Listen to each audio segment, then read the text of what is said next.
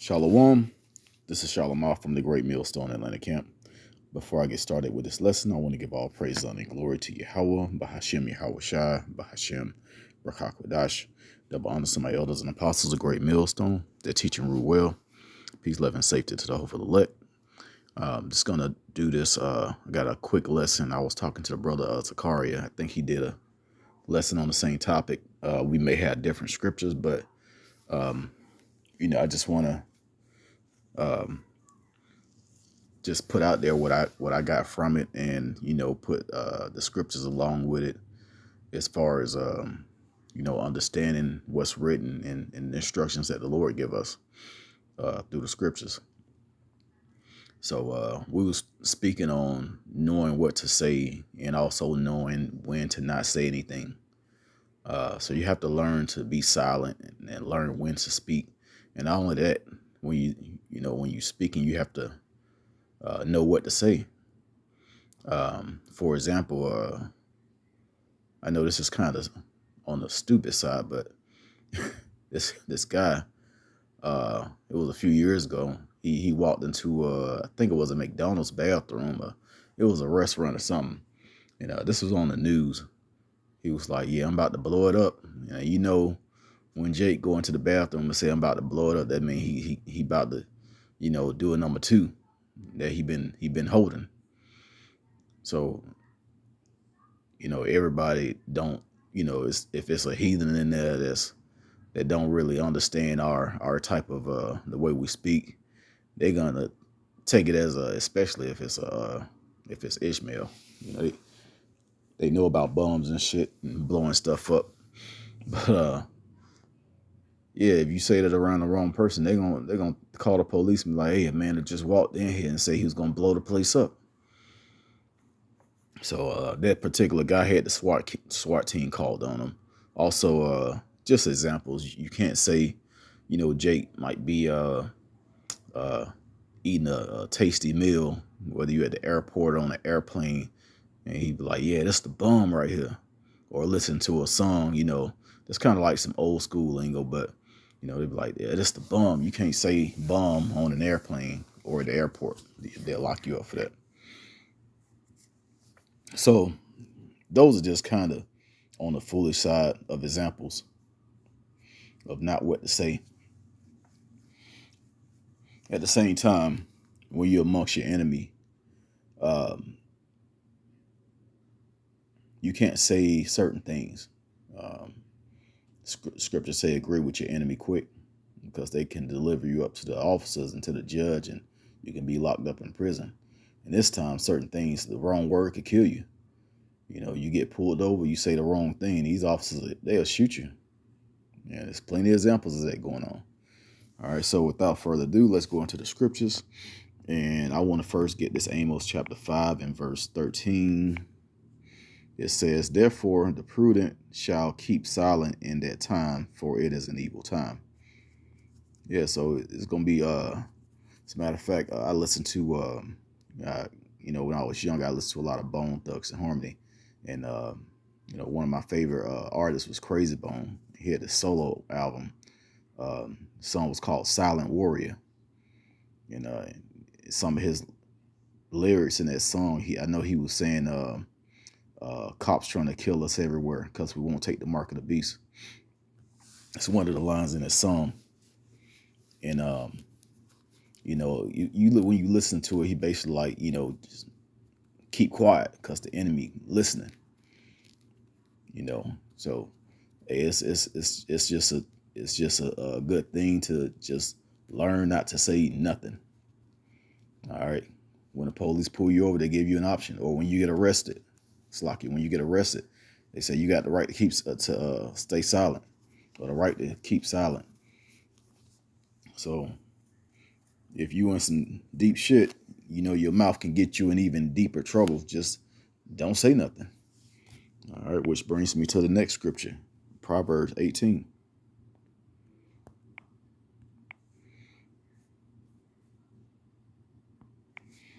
It says, "Death and life are in the power of the tongue, and they that love it shall eat the fruit thereof."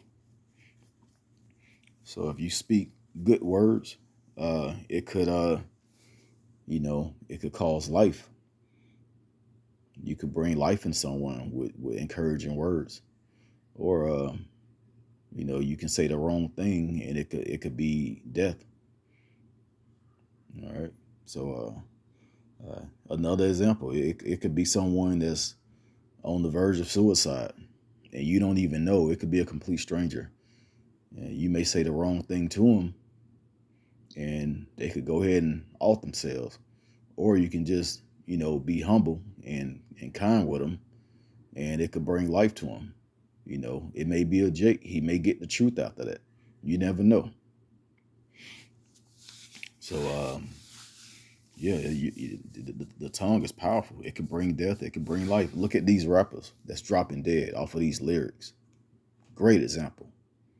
A lot of rappers out here dying over stuff that they saying in their music, or on stuff that they saying on social media. Just loose at the mouth.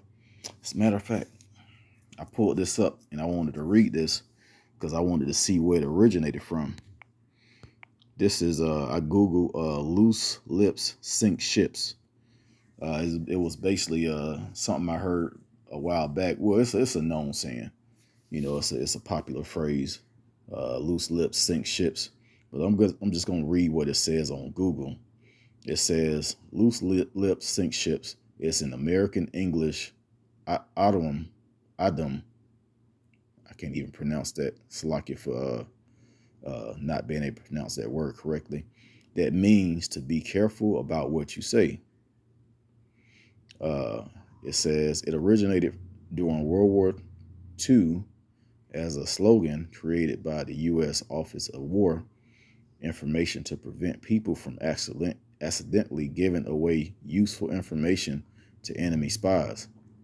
The phrase was used on propaganda posters, which were a cheap and effective way to spread information to the public. The posters also used patriotic and loyal things to encourage citizens to follow discipline. So yeah, you have to be disciplined in what you speak. You could say the wrong thing. Someone has said the wrong thing to me, and that was the last time I talked to them. All right. You rub someone, or they call it rubbing someone the wrong way, and you pretty much just want to stay away from them after that. Certain friends back in school, or classmates or something. And during that time of your childhood, you meet a lot of friends, and you may run into someone. They say something crazy like, "No, I don't think I want to hang around that person."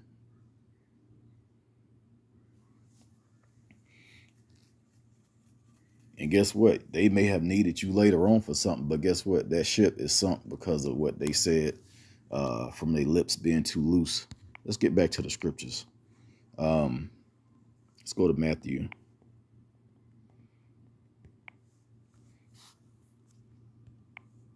12:36.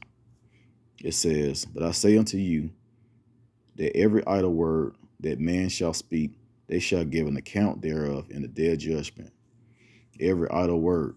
So if you're saying a lot of nonsense out there, you're gonna eat those words during the time of judgment. When the Lord come upon you, a lot of shit talking you was doing, hey, it's gonna account thereof in the day of judgment, as the scriptures say. So you have to be smart with your words. As a matter of fact, like I said before, these rappers out here talking a whole lot of shit in their music. Those words are going to follow them into the day of their judgment. Yeah, it's just how it is, And if you have a large following and you putting out a lot of that filth, you got a lot of blood on your hands. There's other people saying the same thing, repeating the same phrases, even though it's a song. I know. I'm a victim of that myself. Listening to some of this, so-called music just because you like the beat, and then you start learning the words, and you don't be meaning to say the words because the song is catchy or whatever, but you catch yourself saying it. You're like, damn, what am I talking about? You got to correct yourself. But yeah, you got to watch what you say, and therefore Be careful of some of this music you listen to. It be certain times I just don't want to hear any words. I turn on some jazz with no words, just instruments playing. It's still music. All right. Only difference is it's more relaxing. You can put your own words to it, however you feeling at that time. Let me get one last scripture and I'm gonna end this. And this is in Sirach or Ecclesiasticus chapter 33 and verse 4. It says, prepare what to say, and so thou shalt be heard, and bind up instruction, and then make answer. So not only, even if you just in a regular conversation with somebody, don't be so quick to, but yeah, you know what, hear them out, listen to them, listen to what they got to say. It's a person I talk to regularly, and he tends to say a lot of stuff, and sometimes I be trying to answer the question, but he can't hear the answer because he's too busy still talking. Just kind of talk and get the other person a chance to answer the question, or get the other person a chance to respond and listen to him. It could end that particular conversation, or it could, make it go a little bit deeper and get more information out of it. It could turn to a positive thing. It could turn to a negative thing, depending on what the subject is, what the topic is. But yeah, I'm gonna read this again. It said, prepare what to say, and so thou shalt be heard, and bind up instructions, and then make answer.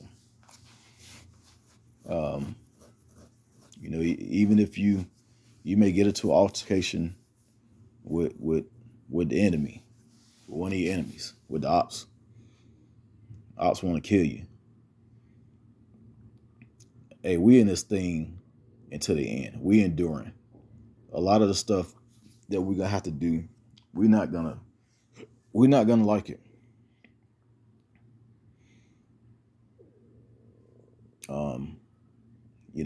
Like I said, your enemy may come at you the wrong way.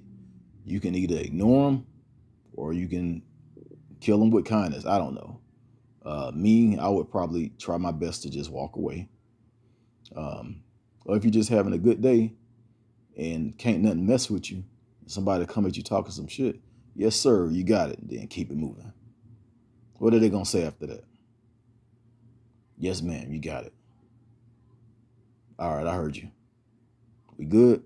All right, good. Yes, but so people, the scriptures say the love of many are waxing cold. The love of many shall wax cold, and that's going on now. People are getting cold out here cold-hearted. I mean, because they don't have enough money to pay their bills. They're struggling. They're oppressed. It's war everywhere. Everyone is against themselves. Everyone is divided. Families are divided. Families are breaking up. All kind of wickedness out here. There's so much going on that any situation could turn deadly.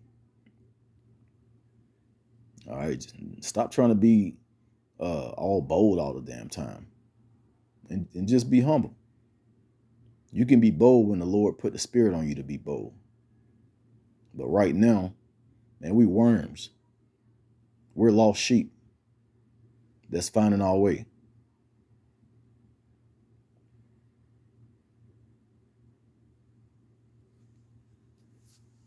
All right, you may get into a situation you need to ask the Lord, hey, Lord, what do I need to say? Bless me with the words that I need to speak to get me out of this situation. Call on Yahweh Bashim Yahushua. All right, so I'm going to go ahead and end it with that one, with this last scripture. I pray that this was edifying. Once again, I want to give all praise, honor, and glory to Yahweh Bashim Yahushua, Bashim Hakwadash. Double honor to my elders and apostles, great millstone. Till next time, Shalom.